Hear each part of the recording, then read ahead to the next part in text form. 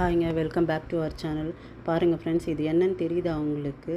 Actually இது ஒரு புழுன்னு நினைப்பீங்க. புழுவெல்லாம் இல்லை, இது ஒரு டியூப் மாத்திரை.